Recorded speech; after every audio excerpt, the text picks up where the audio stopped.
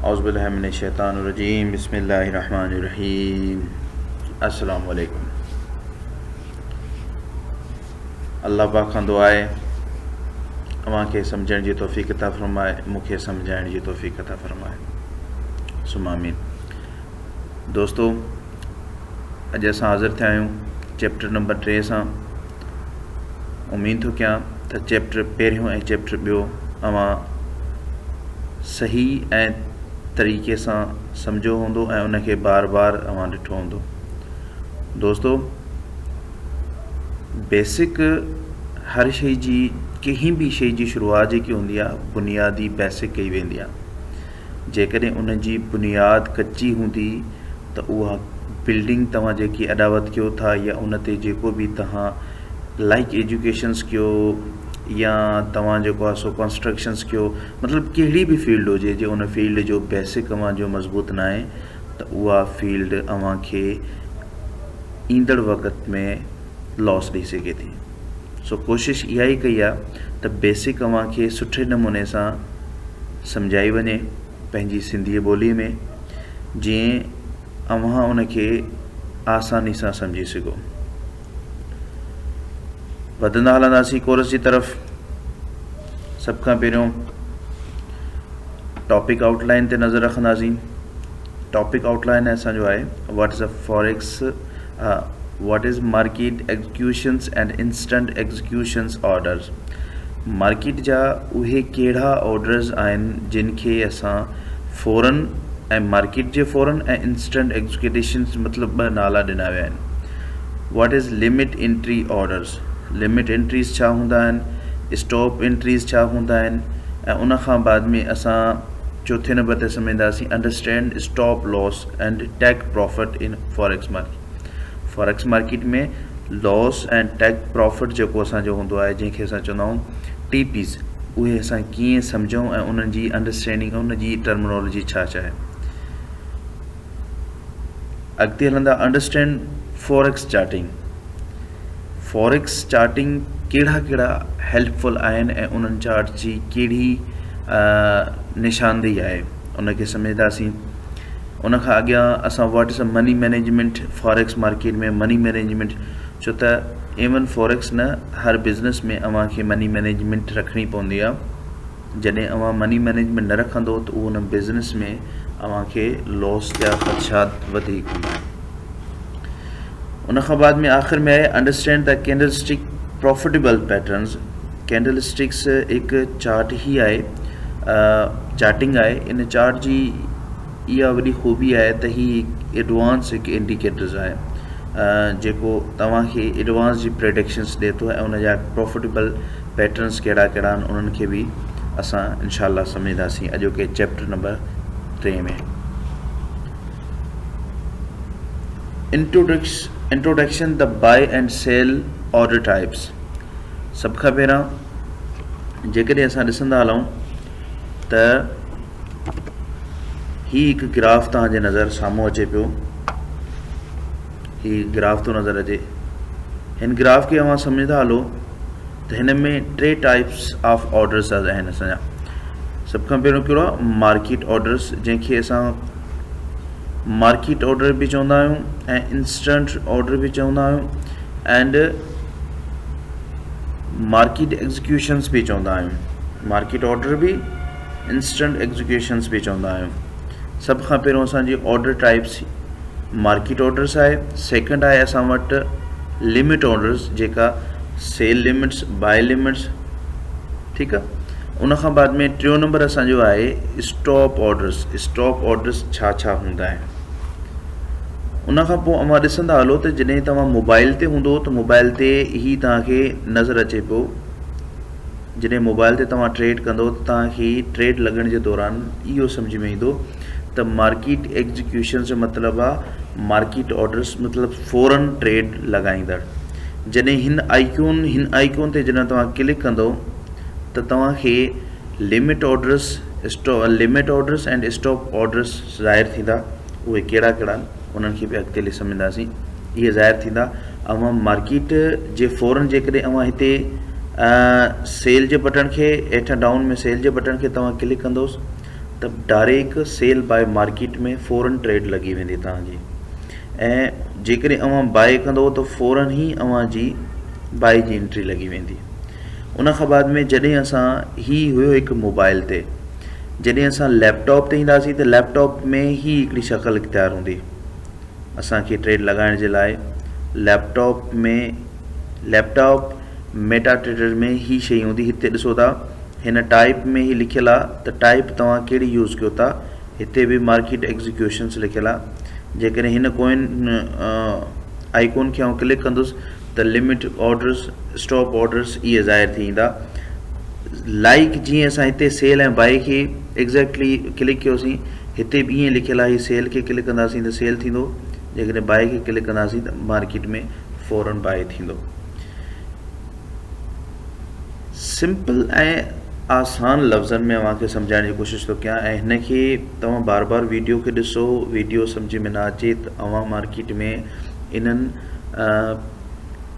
Like तव्हां Meta trader mobile ते use था कयो या लैपटॉप ते यूज़ था कयो या तव्हां पीसी ते यूज़ था कयो। अव्हांखे सिंपल जॾहिं तव्हां उन फंक्शनैलिटी खे यूज़ कंदो त तव्हांखे सम्झ में ईंदो त कहिड़ी जेको आहे सो क्लिक करण सां छा असांखे उन जो रिएक्शन मिले थो। अॻिते हलंदासीं।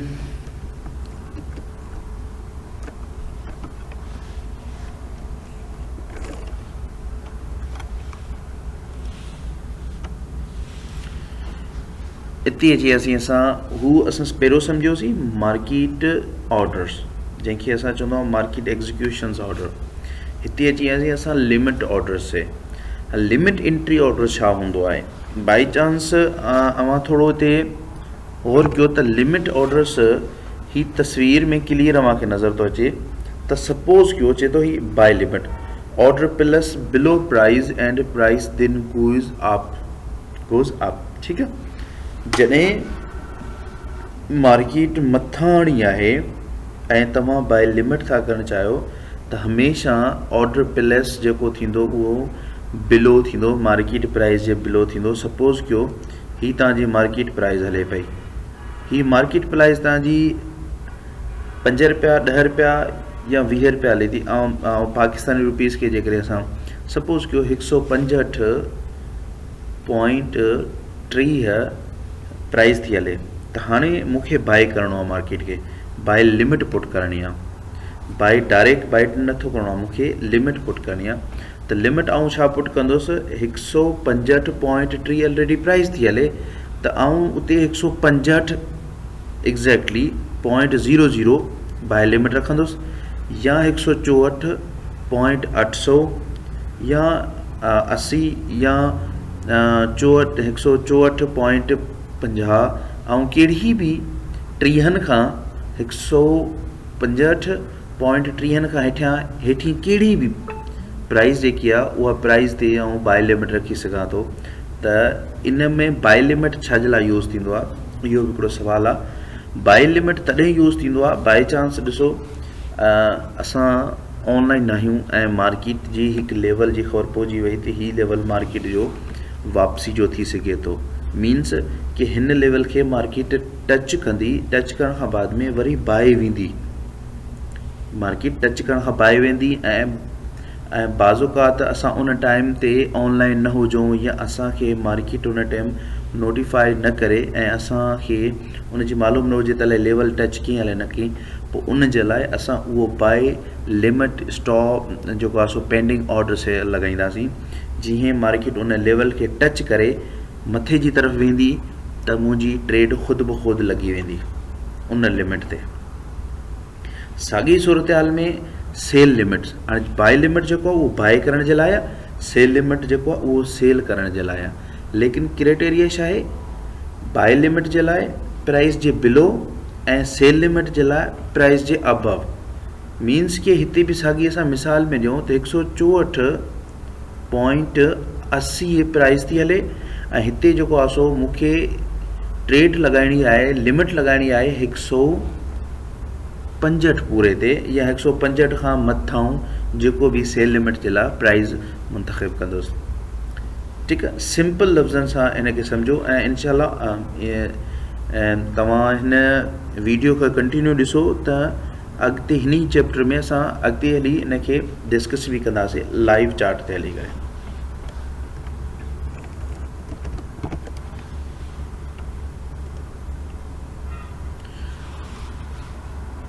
स्टॉप एंट्री हिकु टे कैटेगरीज़ असां टाइप्स हुया, टे टाइप्स हुया मार्केट ऑर्डर जा। टे टाइप्स में पहिरियों मार्केट में डायरेक्ट ऑर्डर पियो लॻे, नेक्स्ट असां लिमिट ऑर्डर्स ते आयासीं त लिमिट्स ऑर्डर्स छा हूंदो आहे। लिमिट्स ऑर्डर हर प्राइस खां अबव ऐं बाय जे लाइ असांखे प्राइस खां बिलो लॻाइणो हुयो ऐं सेल जे लाइ असांखे प्राइस खां अबव एंट्री लॻाइणी हुई। स्टॉप एंट्री टियों असांजो टाइप्स आहे। हिन टे टाइप्स में तव्हांखे सम्झणो इहो आहे त ही चए थो order plus above price and price keeps going up, मतिलब ही प्राइस लेवल जेको आहे ही प्राइस लेवल हले थो 165.00 165.00 थो हले ऐं मूंखे इन शइ जी ख़बर आहे त इन खां बाद में नेक्स्ट जेको मथियों लेवल अथसि उहो 165, ही जेको लेवल आहे हिन जो इहो 165.30 लेवल खां जेकॾहिं मार्केट हेठां रहे थी त मार्केट सेल मतिलबु सेल जी तरफ़ वेंदी। अगरि इहो लेवल ब्रेक करे मथे जी तरफ़ मूव थी करे त इहा मार्केट कंटिन्यू मथे वेंदी।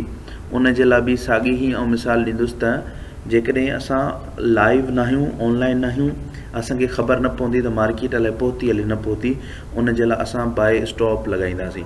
जीअं बाय लिमिट हुयो बाय करण जे लाइ, तीअं बाय स्टॉप बाय करण जे लाइ। हिन ॿिन्हिनि जी एंट्रीज़ बाय हूंदी, लेकिन बाय लिमिट जी एंट्री जेकी आहे उहा प्राइस जे बिलो आहे, बाय स्टॉप जी एंट्री प्राइस जे अबव आहे।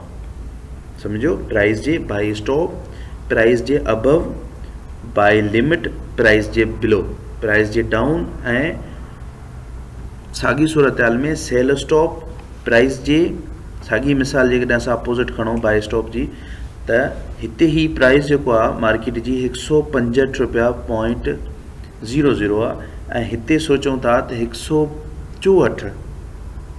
164.80 मार्केट में अहिड़ो लेवल आहे जे उन लेवल खे मार्केट ब्रेक कयो त मार्केट मज़ीद सेल वञी सघे थी ऐं उन लेवल ते पहुचण जे लाइ असां वटि ऑनलाइन न आहियूं ऐं मार्केट असां खां निकिरी वञे त ही ॿई सेल स्टॉप ऐं sell limit exactly. Sell limit छा हुई? प्राइस जे अबव असांखे लिमिट लॻाइणी, सेल स्टॉप जेकी आहे प्राइस जे बिलो, प्राइस जे डाउन। साॻी सूरत हाल में बाय लिमिट असांजी प्राइस जे जेको आहे सो प्राइस जे अबव, सॉरी बाय लिमिट असांजी प्राइस जे बिलो ऐं बाय स्टॉप प्राइस जे अबव असांखे लॻाइणी आहे। ईज़ी ही तव्हांखे अॻिते हली आऊं प्रैक्टिकली जेको आहे सो हिन वीडियो में ही इन खे एक्सप्लेन कंदासीं।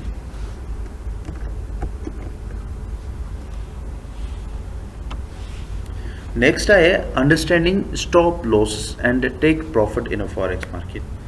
सभ खां पहिरियों हिन शइ खे सम्झणु ज़रूरी आहे take profits and reward risk छा हूंदो आहे। TP शॉर्टकट में असां हिन खे नालो छॾींदा आहियूं एसल।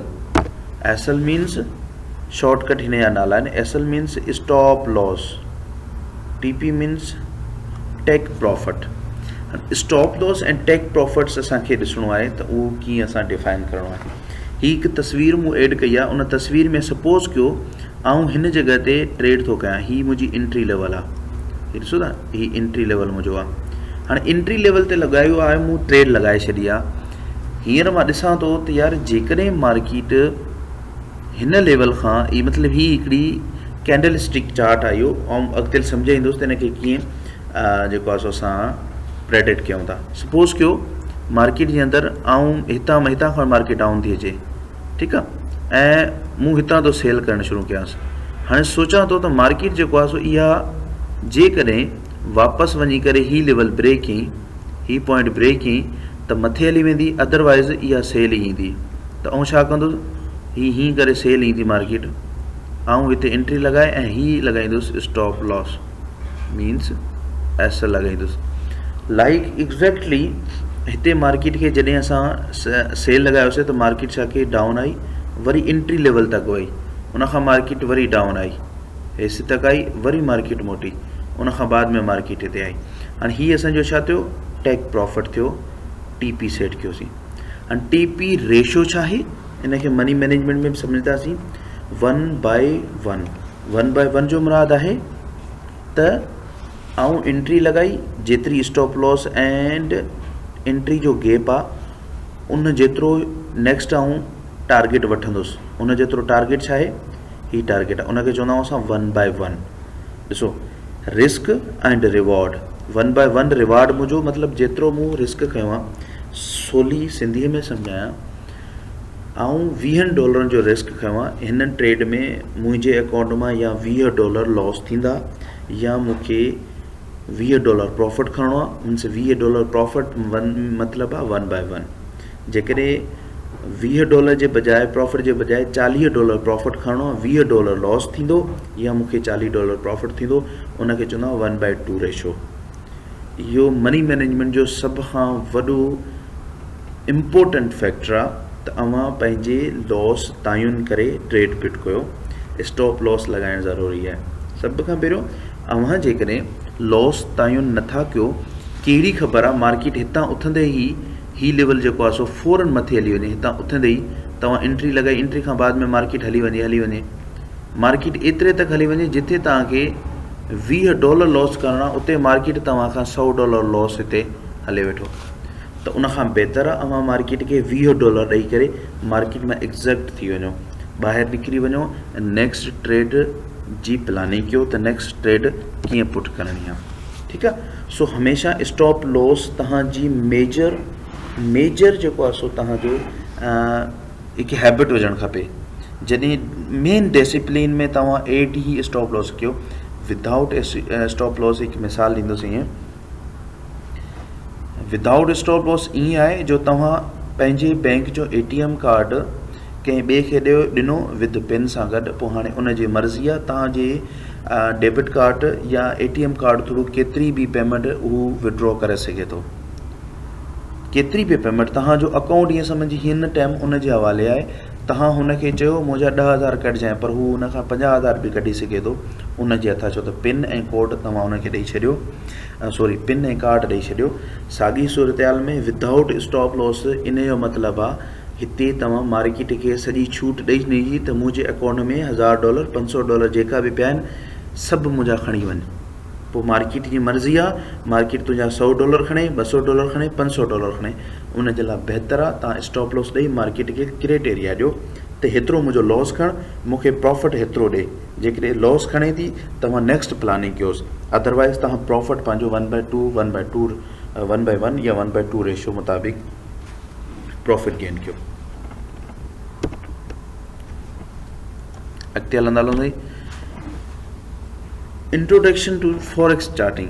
इन फॉरेक्स चार्टिंग में जेका मेन पॉइंट्स आहिनि उहे आहिनि इहे त 3 क़िस्म जा चार्ट्स आहिनि मार्केट जे अंदरि। सभ खां पहिरियों आहे लाइन चार्ट।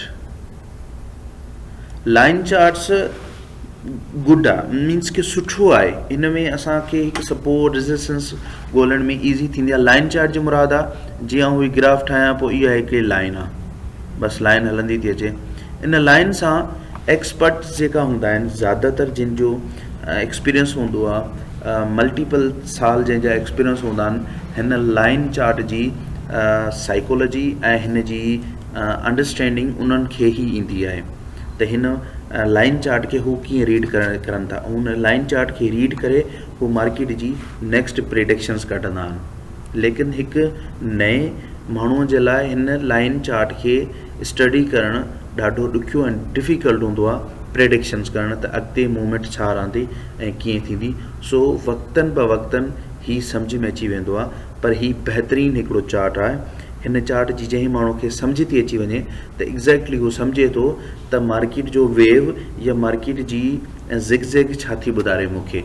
मेन शइ आहे मार्केट जो हिकु सिनेरियो सम्झणो आहे, उहो सिनेरियो कहिड़े क़िस्म जो आहे ऐं मूंखे किथां पियो वञण जे लाइ तयारु करे। साॻी ॻाल्हि में आउं ॾिसंदुसि त हीअ लाइन आहे, ही लाइन हिन तरीक़े सां अचे थी त मूंखे ॿुधारे थी त हेठि वञण जी मुंहिंजा चांसिस आहिनि। सो इहा ई हिकु वॾे में वॾी एक्सपर्टीज़ हूंदी आहे त तव्हां ग्राफ खे सम्झो त ग्राफ मूंखे इशारो कंहिं तरफ़ थो करे, सेल जी तरफ़ थो करे, बाय जी तरफ़ थो करे, या उहो हिकु साइड वे मूवमेंट रहंदी आहे हुनजी। ठीकु आहे न, छो त मार्केट में 3 कैटेगरीज़ हूंदियूं आहिनि। 3 कैटेगरीज़ इहे आहिनि, ही सेल आहे, मार्केट सेल थी अचे, ऐं ही मार्केट बाय थी वञे, ही बाय थी वञे, ऐं हिते मार्केट हीअं जॾहिं मूव करे इन खे चवंदा आहियूं असां साइड वे।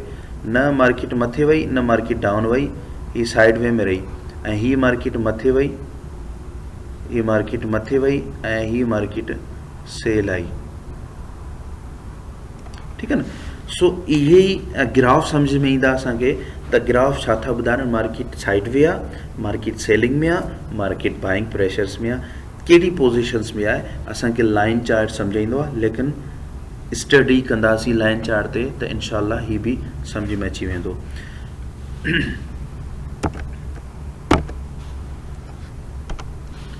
बार चार्ट्स लाइक कैंडलस्टिक चार्ट ही आहे, लेकिन कैंडलस्टिक चार्ट ऐं बार चार्ट्स में नॉर्मल डिफरेंस आहे।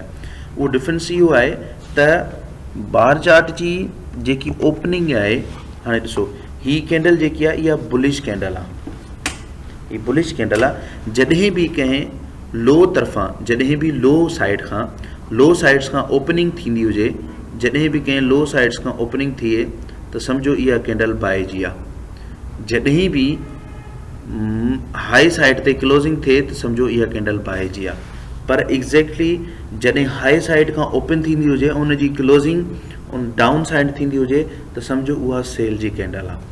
ही असांखे प्रेफर थी करे त मार्केट जो ही मथे जेको आहे इहो हाई आहे, ही जेको लो आहे इहो ही लो आहे, ऐं ही विच जेको आहे इहो मार्केट जो हिकु पोज़ीशन्स आहे। ठीकु आहे, साॻी ॻाल्हि आहे, हिन में कुझु बि डिफरेंट न आहे ख़ासि अहिड़ो, साॻी ॻाल्हि आहे, कुझु बि डिफरेंस न आहे। जेकॾहिं आउं हिन खे थोरो एडिट कंदुसि ऐं इन में ख़बर पइजी वेंदी तव्हांखे त ही हिकु कैंडलस्टिक चार्ट थी वियो।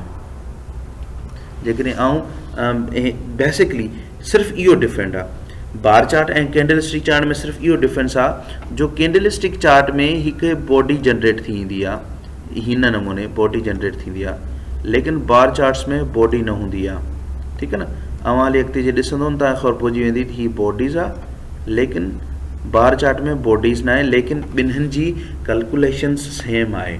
ही बुलिश कैंडल आहे असां वटि बार चार्ट जी। सो बार चार्ट भी ज़्यादातर यूज़ थींदो आहे, लेकिन कैंडलस्टिक चार्ट और बार चार्ट जेकॾहिं हिननि जी मैथोलॉजी जेकी आहे, टर्मिनोलॉजी आहे, उहा सेम आहे, त इन जे करे बार चार्ट घटि ऐं कैंडलस्टिक चार्ट ज़्यादा रिलायबल सम्झो वेंदो आहे ऐं उहो यूज़ कयो वेंदो आहे।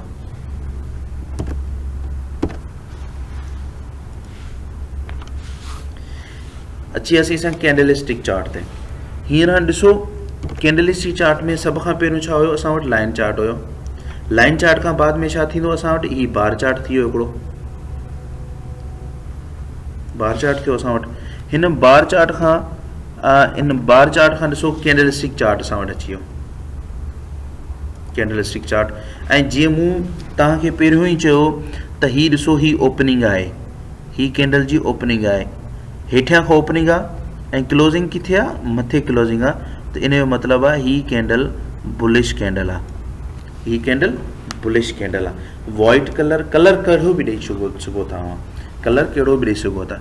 ही जेकी मथां खां ही पिन हूंदी आहे, इन पिन खे असां पिन बि कोठींदा आहियूं ऐं इन खे अपर शेडो बि कोठियो वेंदो आहे, अपर शेडो ऐं ही लोअर शेडो। ठीकु आहे, इन खे पिन बि लोअर पिन ऐं अपर पिन बि कोठियो वेंदो आहे ऐं इन खे शेडो बि कोठियो वेंदो आहे। ठीकु आहे न, ज़्यादातर लैंग्वेज हिन जी शेडो ई यूज़ थींदी आहे। लाइक सीधी हिते ॾिसो, हितां क्लोजिंग हुई, हिते प्राइस जी क्लोजिंग आहे, हिन बुलिश कैंडल जी क्लोजिंग आहे, त हेॾां ॾिसो त असांजी बेरिश कैंडल जी ओपनिंग आहे। जॾहिं मथां खां ओपनिंग थिए ऐं क्लोजिंग हुन जी डाउन जी तरफ़ इशारो करे त सम्झो त हीअ कैंडल असांजी सेल जी आहे। ऐं लाइक हिन जो शेडो वेडो, इहो कैंडलस्टिक चार्ट आहे, सिंपली कैंडलस्टिक चार्ट इहो ई आहे। हिन जी जेकी विच में बॉडीज़ आहे, इन खे रियल बॉडी कोठियो वेंदो आहे। रियल बॉडी बि कोठियो वेंदो आहे, कॉन्फिडेंट बॉडी बि कोठियो वेंदो आहे। इन जो मतिलबु आहे त मार्केट में हितां खां वठी मार्केट ओपन थियण खां बाद में मार्केट में ॿाहिरि आयो ऐं हिते जी ॿाहिरि क्लोज़िंग कराई आहे। हीअं क्लोज़िंग कराई आहे त हिते जेको विच में ॿाहिरि ही हितां खां वठी ॿाहिरि जेको मार्केट खे वठी वियो आहे उहो कॉन्फिडेंट में वेठो आहे त मज़ीद मार्केट ॿाहिरि वेंदी। इन जे करे उनखे कॉन्फिडेंट बॉडी बि कोठियो वेंदो आहे, रियल बॉडी बि कोठियो वेंदो आहे। त हिते हिकु रियल माण्हू वेठा आहिनि, ठीकु आहे न।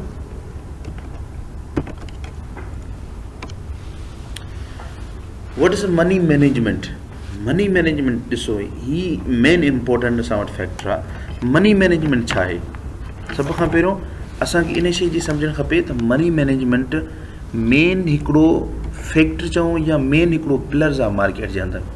ॾिसो सभ खां पहिरियों ट्रेडिंग स्ट्रेटजीस अव्हां जी 10% आहे। अव्हां खे ट्रेड करणु अचे थी, तव्हांखे मार्केट एनालाइज़ करणु अचे थी, अव्हां मार्केट जा एक्सपर्ट आहियो, मार्केट जा गुरु आहियो, मार्केट खे जिथां मूव कराईंदा ओॾां मूव कंदी। अव्हां प्रेडिक्शन कयो था सुभाणे बाय वेंदी, सुभाणे बाय बि वञे थी। अव्हां प्रेडिक्शन कयो था त नेक्स्ट वीक मार्केट बाय वेंदी, उन जे बावजूद बि ट्रेडिंग स्ट्रेटजीस 10% तव्हांखे सक्सेस कंदी। उन खां बाद में मनी मैनेजमेंट जेकी आहे उहा डिटरमाइंड पोजीशन तव्हांजी जेकी आहे उहा 30% ते करे थी। 30% मनी मैनेजमेंट तव्हांजी करे थी। उन खां बाद में जेकी साइकोलॉजिकल फैक्टर्स आहे, साइकोलॉजी फैक्टर्स में छा थो अचे? Trading is a mostly psychological trading demands self discipline. U must spend time working on your corps issues. असांजा जेका साइकोलॉजी फैक्टर्स आहिनि, असां पंहिंजी डिमांड्स सेल्फ डिसिप्लिन्स असां वटि न हूंदा आहिनि। मेन शइ आहे ॾिसो ही ॿ पाण में जुड़ियल आहिनि, ठीकु आहे न। ही पाण में जुड़ियल आहिनि। मनी मैनेजमेंट ऐं ट्रेडिंग स्ट्रेटजीस। सभ खां पहिरियों अव्हां ट्रेड हिकु डिफाइन कयो। सभ खां पहिरियों ट्रेड अव्हां डिफाइन कई त हितां मूंखे सेल करिणो आहे। लाइक असां एग्ज़ाम्पल था ॾियूं, पाउंड ऐं विज़ डॉलर, पाउंड विज़ डॉलर आउं सेल थो कयां। ट्रेडिंग स्ट्रेटजी, इहा हिकिड़ी ट्रेडिंग स्ट्रेटजी थी वई। ट्रेडिंग स्ट्रेटजीस मुताबिक़ मूंखे पाउंड विज़ डॉलर सेल थो लॻे, ठीकु आहे, सेल आहे।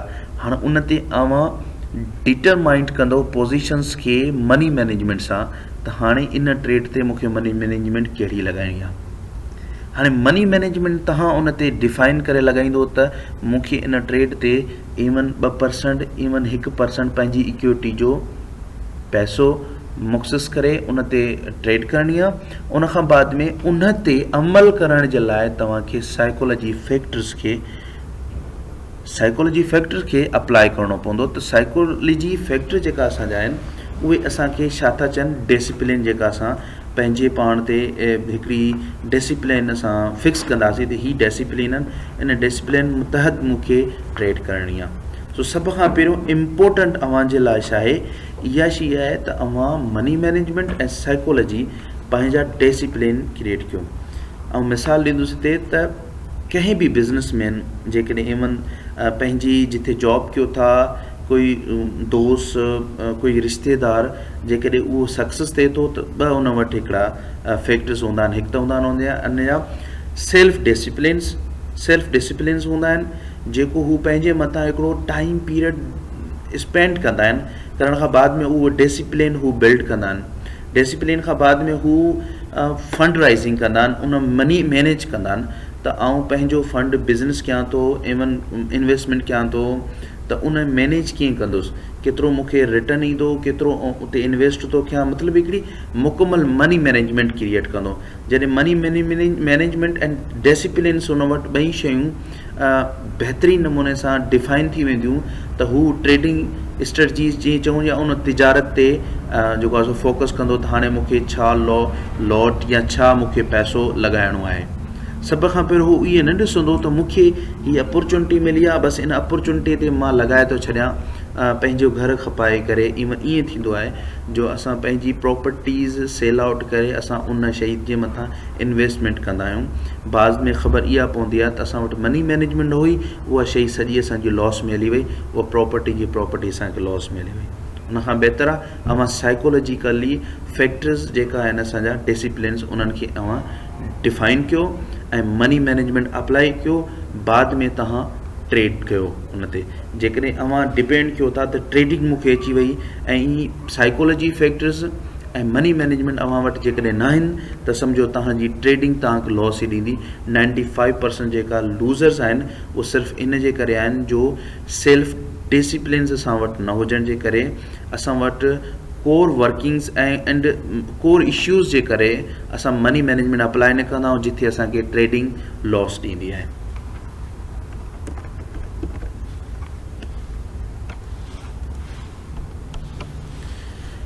कैंडलस्टिक प्रॉफिटेबल पैटर्न्स खे असां सम्झंदासीं। अॼु ॾिसो, सभ खां पहिरियों कैंडल्स खे सम्झणो आहे त कैंडल्स जी मूवमेंट छा हूंदी आहे। जीअं आउं पहिरियों ई सम्झाए चुको आहियां त ही हिकु सेलिंग बेरिश कैंडल बि कोठियो वेंदो आहे हिनखे, एंड सेलिंग कैंडल बि कोठियो वेंदो आहे।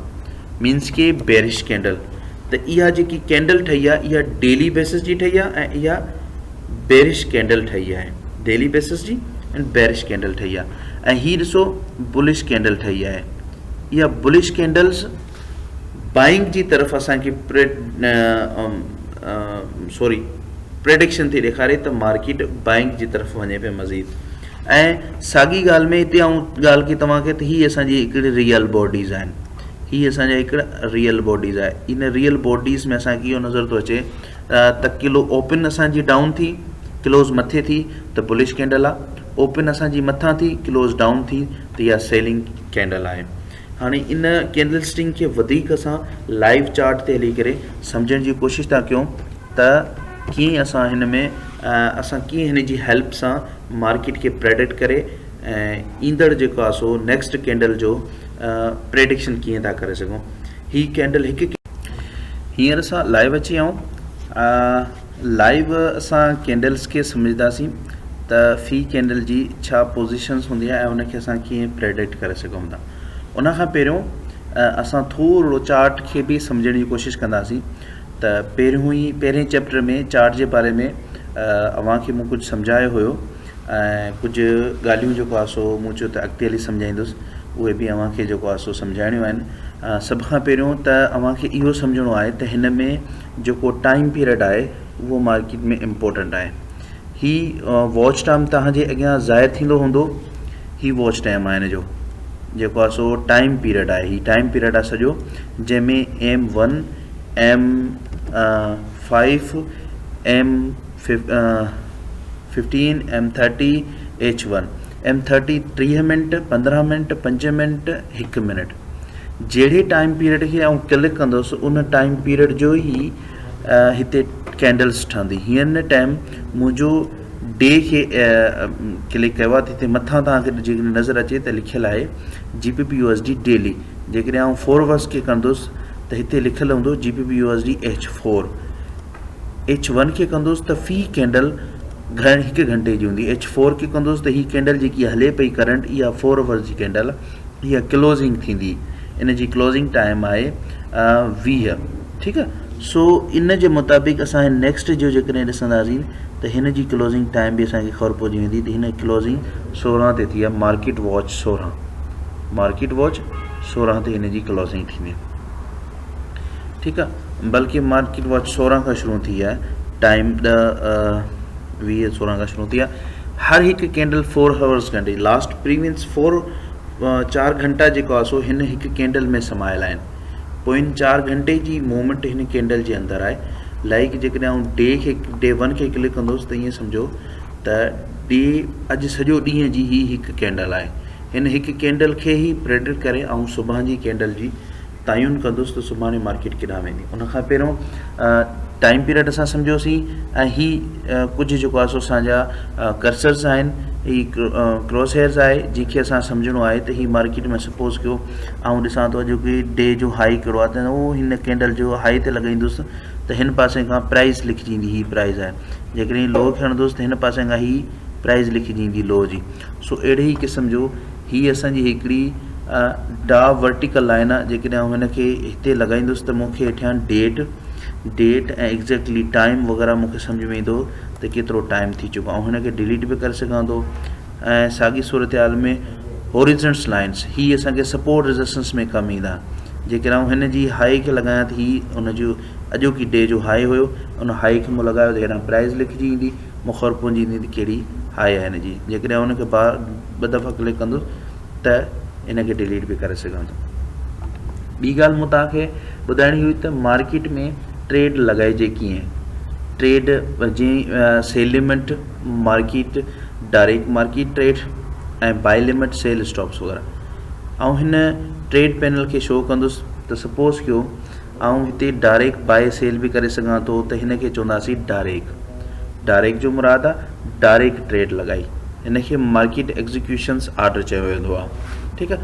जेकॾहिं आउं हिन खे हिन तरफ़ क्लिक कंदे हिते क्लिक कंदुसि, हिते क्लिक करे ऐं जेकर हिते वेंदुसि त ऐं मूंखे ट्रेड लॻाइणी आहे मार्केट ट्रेडिंग में जॾहिं वेंदुसि त ॾिसो सेल लिमिट मूंखे लॻाइणी आहे। सेल लिमिट लॻाइणी आहे मूंखे, त जॾहिं सेल लिमिट ते वेंदुसि त सेल, अदरवाइज़ न्यू ऑर्डर ते वेंदुसि। जॾहिं न्यू ऑर्डर ते वेंदुसि त हीअं हिकिड़ो पैनल खुली ईंदो मुंहिंजे अॻियां। हीअ पैनल में मूंखे सभ खां पहिरियों छा आहे लॉट साइज़ डिसाइड करणी आहे, त लॉट साइज़ मूंखे कहिड़ी लॻाइणी आहे। सपोज़ कि आउं माइक्रो लॉट खां वठी करे इवन जेतिरी लॉट रखी सघां थो, ऐं 0.0 माइक्रो लॉट रखायां थो। उन खां बाद में मूंखे स्टॉप लॉस बि डिफाइन करिणो आहे, टेक प्रॉफिट बि हिते डिफाइन करिणो आहे। ही टाइप ॾिसो, जॾहिं आउं हिन आइकॉन खे क्लिक कंदुसि त हितां पेंडिंग ऑर्डर ईंदा। जॾहिं आउं पेंडिंग ऑर्डर खे क्लिक कंदुसि त हितां pending order type buy limit, हिते आउं क्लिक कंदुसि त सो सेल लिमिट बि आहे, बाय लिमिट बि आहे, बाय स्टॉप बि आहे, सेल स्टॉप बि आहे। हाणे पहिरियों आउं बाय लिमिट थो लॻायां। हाणे बाय लिमिट्स आउं जॾहिं लॻाईंदुसि त हिते मूंखे क्लिक कंदुसि त मुंहिंजे अॻियां ही प्राइस लिखिजी ईंदी, त करंट प्राइस मार्केट जी हले पई 3524 हले पई, हिते 3529 अची वियो। ठीकु आहे। ऐं ही विच में जेको ही गैप आहे, हिन में अवां जेकॾहिं गैप नज़र अचे थो तव्हांखे, त ही गैप एक्चुअली ही गैप हूंदो आहे हिकु स्प्रेड, जेको ब्रोकर स्प्रेड कमीशन चार्जिस कंदो आहे। ऐं ही लेवल जेको ही शो थी थी लाइन थी ही लिखियलु थो हिकिड़ो, शायदि तव्हांखे नज़र न अचे, हिते इंट्री लेवल लिखियलु आहे। जेकॾहिं आउं एक्सपायरेशन लिखां त ही ट्रेड आउं लॻायां थो अॼोके डेज़ जे अंदरि जेकॾहिं मार्केट मुंहिंजे हिन लेवल ते पहुचे त ठीकु आहे, अदरवाइज़ सुभाणे या पाउंड तो डिलीट थी वञे, त आउं हुनखे ट्रेड बि डेट बि लॻाए छॾींदोसांसि। अॼु 28 तारीख़ जी डेट हिनखे मूं मैंशन करे छॾी। हींअर आउं ट्रेड हिन जी जेको आहे सो बाय लिमिट थो लॻायां, त ज़ाहिरी ॻाल्हि आहे मूंखे ही बाइंग प्राइस लेवल आहे, हिन लेवल जी बाइंग आहे। हाणे हिते लॻाए सघां थो आउं। ठीकु आहे। पर आउं हिनखे थोरो डाउन कंदुसि, छो त प्राइस हले किथे थी 53.5 पई हले, 1.3044.7 हले थी। ऐं हिते मूं ॾिनो आहे 30.50। ऐं हिनखे ट्रेड खे जीअं एग्ज़ीक्यूट कंदुसि, जीअं हिनखे प्लस कंदुसि त मुंहिंजी ट्रेड प्लस थी वेंदी बाय लिमिट में। बाय लिमिट्स थी वई, ही बाय लिमिट्स लॻी वई। हाणे ही बाय लिमिट जीअं इन लेवल ते प्राइस पहुचंदी, मुंहिंजी ख़ुदि ब ख़ुदि बाय जी एंट्री लॻंदी। जेकॾहिं हितां ई मार्केट मथे ई रही त मथे ई रहंदी। हाणे इनखे मॉडिफाई कंदुसि, ड्रैग टू मॉडिफाई, ऐं राइट क्लिक कंदुसि। राइट क्लिक करे डिलीट ऑर्डर बि करे सघां थो। ठीकु आहे। मॉडिफाई बि करे सघां थो। जॾहिं मॉडिफाई कंदुसि हिते मूं वटि लिखिजी ईंदो स्टॉप लॉस। जॾहिं स्टॉप लॉस खे क्लिक कंदुसि हिते स्टॉप लॉस कहिड़ो ॾियणो आहे, मुंहिंजी ट्रेड त हिते ई आहे, चलो हिनखे स्टॉप लॉस ॾियूंसि था 10 पिप्स जो। ठीकु आहे। 10 पिप जो स्टॉप लॉस ॾिनो। मूं हिनखे टीक प्रॉफिट ॾियांसि थो 20 पिप जो। हिते 1/2 रेशियोज़ थी वेंदो मुंहिंजो। ठीकु आहे। 1.2 रेशियोज़ हिते हुनखे हिते मॉडिफाई करे छॾियो। साॻी एक्सपायरेशन्स बि लॻल आहे। सुभाणे जेकॾहिं मार्केट ट्रिगर थी त ठीकु आहे, न त मार्केट जे डिलीट कयां त डिलीट मॉडिफाई करे छॾियो। हीअ मुंहिंजी मथियां जेकी आहे हितां शो थींदी TP, SL ऐं बाय लिमिट। बाय लिमिट लॻी वई मुंहिंजी, लेकिन ट्रेड अञा ताईं ट्रिगर न थी आहे मुंहिंजी। जस्ट मूं हुनखे बाय लिमिट लॻायो। जॾहिं ट्रिगर थी वेंदी त लिमिट ऑप्शन जेको आहे लिमिट ख़तमु थी वेंदो, जस्ट बाय 0.01 सेंट शो थींदो। लिमिट ख़तमु थी वेंदी। जॾहिं बि ट्रेड तव्हांजी ट्रिगर थींदी त लिमिट वारो जेको ऑप्शन आहे उहो ख़तमु थी वेंदो। साॻी सूरत हाल आऊं राइट क्लिक कंदुसि ऐं हिते ईंदुसि ट्रेड पैनल ते, ट्रेडिंग ते, न्यू ऑर्डर्स ते। साॻी सूरत हाल में आऊं पेंडिंग ऑर्डर ते वेंदुसि ऐं हिते वेंदुसि सेल लिमिट ते। सेल लिमिट लॻाईंदुसि त सेल लिमिट बि उहा ई लॻाए सघां थो। बाई स्टॉप सेल स्टॉप साॻी ई सूरत हाल में जीअं बाई लिमिट्स मूं लॻाई आहे, इन ई सूरत हाल सां मूंखे हिते जेकॾहिं हीउ ॾिसो न रेट थो अचे त सम्झो त हिते मां ट्रेड नथो पुट करे सघां कुझु बि। जॾहिं हीउ रेट मूं ख़तमु करणो आहे, जीअं प्राइस क्लिक कंदुसि प्राइस ईंदो, पोइ बि रेट आहे, पोइ बि इनवैलिड SLTP आहे हिन जी, ठीकु आहे न। जॾहिं हिन खे वरी डेट ॾींदुसि त हिन जो टाइम पीरियड ॾींदुसि त हीअ लॻायां थो ऐं सेल लिमिट थो लॻायां। जॾहिं सेल लिमिट थो लॻायां त प्राइस लेवल खां हमेशह मूंखे हेठां ई लॻाइणो पवंदो, हेठां ई लॻाइणो पवंदो। ॾिसो हेठां ई मूंखे लॻाइणो पवंदो सेल लिमिट्स, ठीकु आहे। ऐं स्टॉप लॉस मां हिते पुट करे सघां थो, हितां स्टॉप लॉस मथां करे।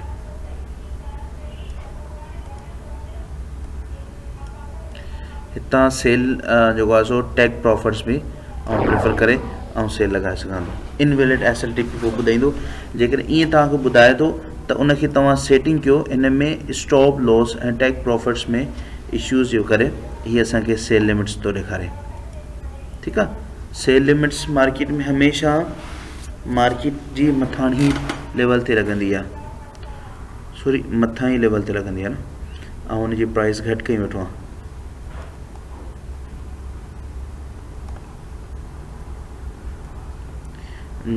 से stop loss stop loss stop loss take profits ऐं TP सेट तो कयांसि, TP सेट की मांस टेक प्रॉफिट इनवैलिड पैरामीटर्स। इन में पैरामीटर्स चवे तो इनवैलिड्स आहे। हिन खे असां जेकॾहिं सेटिंग्स कंदासीं त सेटिंग्स इन जी थी वेंदी, ऐं उनखे ॿीहर क्लिक करे okay tradings new orders executions pending, हिते सेल लिमिट्स प्राइस मूंखे हितां सेल लिमिट लॻाइणी आहे, ऑर्डर लॻी वई सेल लिमिट्स। जॾहिं मार्केट हिन लेवल ते वेंदी मुंहिंजी ऑटोमेटिकली सेल थींदी ऐं साॻी सूरत हाल में हिन खे मॉडिफाई करे सघां थो, ड्रैग टू मॉडिफाई करे ऐं हिन खे स्टॉप लॉस ॾेई सघांसि थो। 10 PP जो मथां स्टॉप लॉस थो ॾियांसि,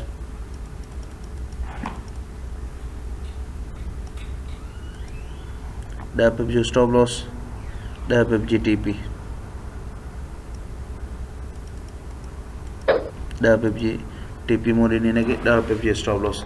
साॻी सूरत हाल में हितां ॾिसो हिन जी TPs बाई जी ऐं सेलिंग जी TP लिखियलु आहे, बाई लिमिट्स सेल लिमिट्स।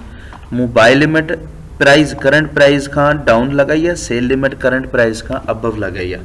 साॻी सूरत हाल में जीअं सम्झाए चुको आहियां त बाई स्टॉप सेल स्टॉप बि इन ई रीत सां असांखे ट्रिगर करणो पवंदो।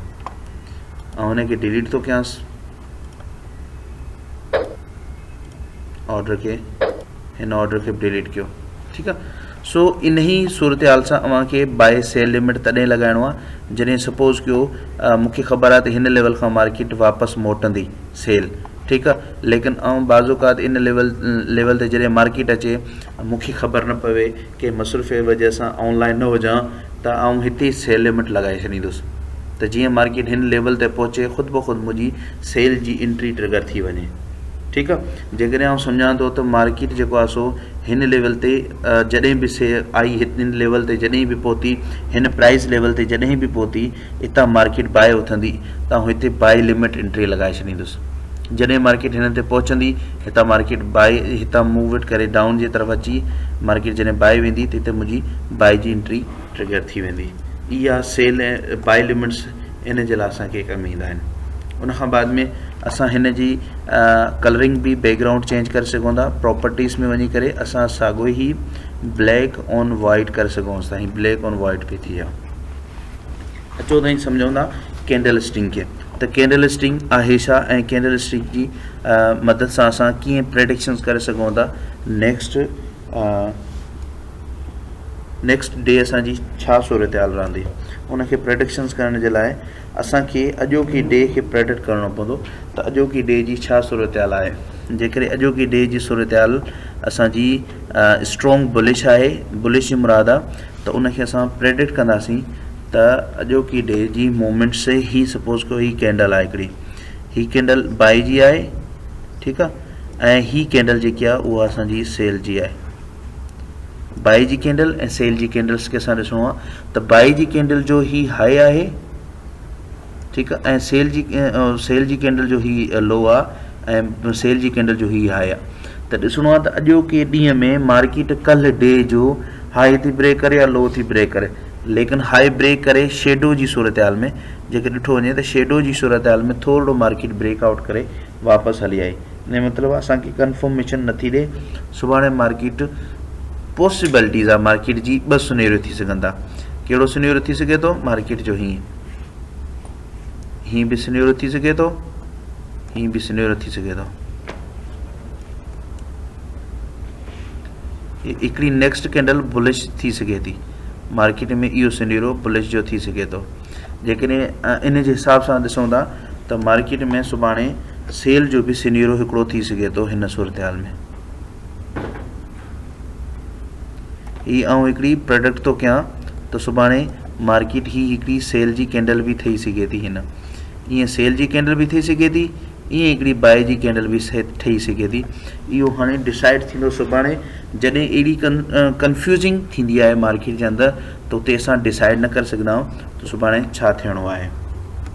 लेकिन असां पोइ हिते प्रीवियस हिस्ट्री खे थोरो रिपीट था कयूं त उन में असांखे सिग्नल्स मिलंदा। हाणे सपोज़ कयो असां हिते हिन खे प्रेडिक्ट था कयूं, हिन कैंडल खे प्रेडिक्ट था कयूं, ही कैंडल असांजी जेको आहे सो सेल, ॿई कैंडलूं असांजूं ऑलमोस्ट सेल जूं आहिनि। जॾहिं सेल जूं आहिनि त असांखे अंदेशो थी वेंदो त टीं कैंडल ऑटोमेटिकली असांजी सेल जी थींदी ऐं असांखे सेल ई ट्रेड करणी आहे। जॾहिं सेल जी असां ट्रेड कंदासीं त असां ॾिसंदासीं त हिन कैंडल जी बराबरि नेक्स्ट कैंडल हिकिड़ी जनरेट थींदी। सपोज़ कयो ही कैंडल आहे, इहा कैंडल मूंखे इशारो थी ॾिए सेल जे लाइ, ही कैंडल मूंखे इशारो थी ॾिए सेल जे लाइ, त नेक्स्ट कैंडल मार्केट जी हीअं मूव कंदी, उहा बि सेल जी थींदी ऐं थर्ड कैंडल्स बि हीअं मूव कंदी, ही मार्केट सेलिंग थी अचे। जॾहिं मार्केट ही बाय वञणु चाहींदी त उन ॾींहुं पंहिंजो लो ब्रेक करणु बंदि करे छॾींदी ऐं उन खां बाद में छा कंदी, मार्केट हिकु हाई ब्रेकआउट बि कंदी। जे हाई ब्रेकआउट न कयईं त नंढी कैंडल ठाहींदी, उन खां बाद में वरी मार्केट जेको आहे सो पंहिंजो हाई ब्रेकआउट कंदी। प्रीवियस कैंडल जो हिन कैंडल जो हाई ब्रेकआउट थी वियो। हाणे जीअं ही हाई ब्रेकआउट हिन मार्केट हितां कयो त सम्झी वञो त मार्केट हींअर बुलिश वञण जे चांस में आहे, अदरवाइज़ मार्केट सेल थी अचे कंटिन्यू ही सेल ही रहंदी। उन हर हिकु डे जी कैंडल जो लो ऐं हाई इम्पोर्टेंट आहे। जेसीं ताईं अवां उन कैंडल जे हाई लो खे प्रेडिक्ट न कंदो तव्हांखे सम्झ में न ईंदो त मार्केट में एक्चुअली छा पोज़ीशन थियण वारी आहे अॻिते हली। गॾो हिते तव्हां ॾिसो हिन कैंडल जो लो ब्रेक थो थिए त नेक्स्ट कैंडल ऑटोमेटिकली सेल थी थिए, छो त ही कैंडल हिकिड़ी ऑलरेडी ही सेल जी कैंडल हुई त नेक्स्ट कैंडल ऑटोमेटिकली सेल जी आहे। उन खां बाद में वरी ही नेक्स्ट कैंडल जेको आहे सो ऑटोमेटिकली सेल जी आई ऐं वरी हिकु नेक्स्ट कैंडल जेको आहे सो मार्केट जी सेल आई। जॾहिं मूं पहिरियों ॿुधायो त जॾहिं मार्केट वापसि वञणु लॻंदी उन टाइम छा कंदी, लो ब्रेक न कंदी। हाणे ही टे कैंडलूं आहिनि, हिन थोरो लो ब्रेक कयो आहे, थोरो लो ब्रेकआउट करण खां बाद में ॿ कैंडलनि जो लो, हिन जो वरी हाई ब्रेकआउट थिए थो। हाई ब्रेकआउट थियण खां बाद में नेक्स्ट कैंडल वरी हाई ब्रेकआउट नथी करे, लेकिन हिन जो लो ब्रेकआउट नथो थिए, नेक्स्ट कैंडल फिर हाई थी ब्रेकआउट करे। साॻी सूरत हाल में जेकॾहिं ॾिठो वञे त जहिड़ी ही कैंडल हिते मूवमेंट कई आहे असां शेप आहे मार्केट में, साॻी शेप हिन कैंडल जो आहे।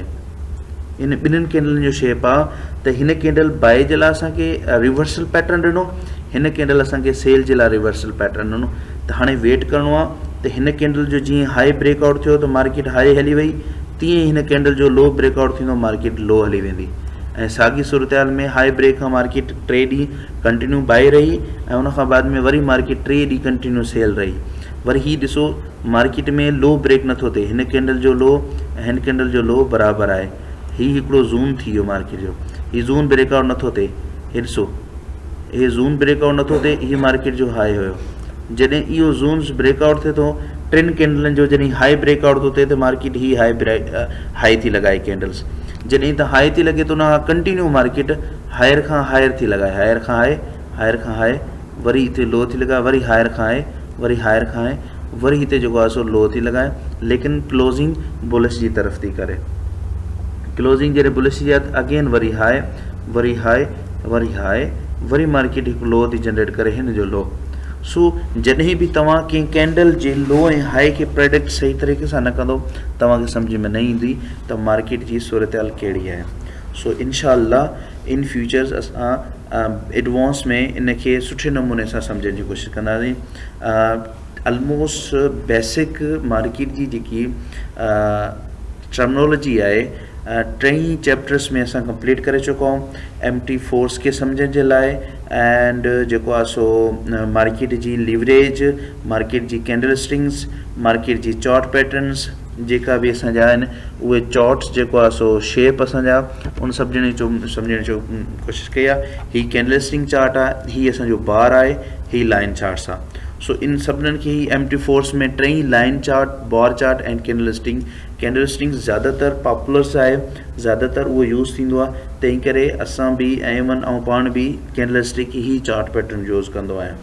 ठीकु आहे। जेकॾहिं सम टाइम तव्हांजी एमटी फोर्स में हीअं हूंदी आहे रीत मार्केट तव्हांजी हितां अॻिते मूव न थींदी आहे, हितां अॻिते मूव न थींदी आहे त तव्हां कोशिशि कयो हीअ जेको आहे स्क्रोल आहे स्क्रोल चार्ट खे जॾहिं हेॾां कंदोसि त तव्हांजी ऑटोमेटिकली मार्केट हेॾां ॾिसो हितां मूव अॻिते हीअं तव्हां बैक साइड करणु चाहींदो न थींदी।